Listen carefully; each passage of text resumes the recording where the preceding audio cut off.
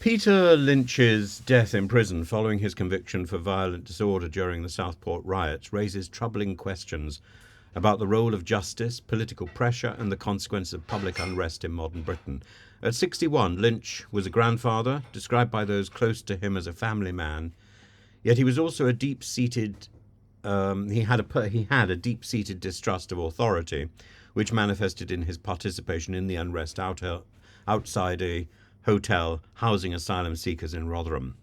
His actions, which were clearly inflammatory, didn't involve physical violence or destruction, yet his sentence of nearly 3 years prison for provocative and racist remarks seems in some ways disproportionate to his actual involvement.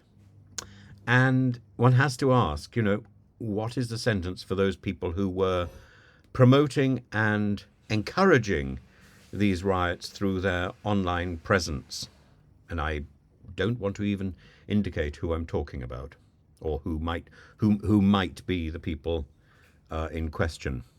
Lynch's death casts a stark light on the mental health struggles exacerbated by his time in prison. Having suffered a heart attack earlier in the year and being diagnosed with various health issues, his physical and mental fragility might have been underestimated, and maybe a jail term was not the appropriate way of handling his punishment. His participation in the riot, where he held a conspiracy-laden placard and shouted at officers, can be seen as the actions of a man driven by fear and paranoia and fed by the rubbish from social media. Nevertheless, his sentence was part of a broader government crackdown on those involved in such riots, a policy critics might argue was more about making a political statement that the Labour Party was prepared to act tough rather than administer proportionate justice. Politicians like Richard Tice have taken up Lynch's case, labelling him as a political prisoner. I think that's over-egging the omelette, and questioning why someone without a history of violence or serious crime was given such a harsh sentence. That, I think, is reasonable. Comparisons are drawn to others who have committed graver offences and received lighter sentences, leading to questions about double standards in how justice is meted out.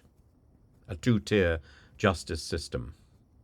This raises a critical point about the relationship between public sentiment, the media, and the judiciary in politically charged cases. The implications of Lynch's death go beyond one man and one case.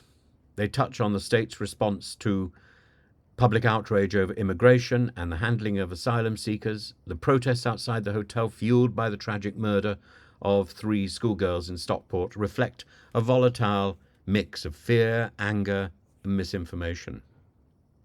Lynch, like many others, was swept up in this fervour, but his punishment and now his death raises uncomfortable questions about whether the government's approach to quelling such unrest was more about silencing dissent than upholding justice, in much the same way as the efforts of the Home Office to apprehend serious offenders, as under Theresa May, she targeted students whose paperwork was faulty in some way, and now the Home Office seems to target spouses whose paperwork is faulty in some way. So mothers are ripped away from their children, just as students were ripped away from their degrees, and a huge amount of effort will then be made by their friends, their families, to get them back.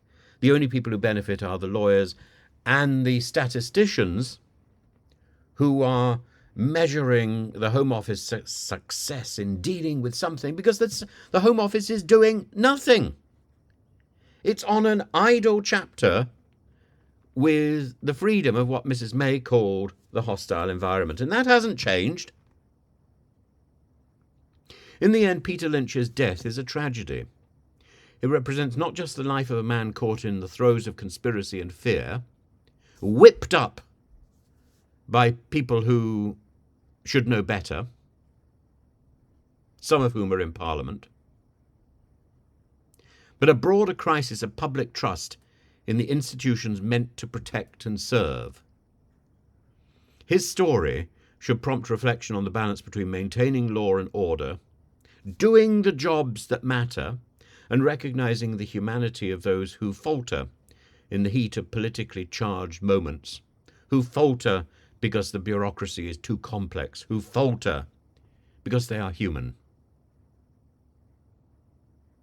And if our law cannot recognize humanity, our law is not doing its job.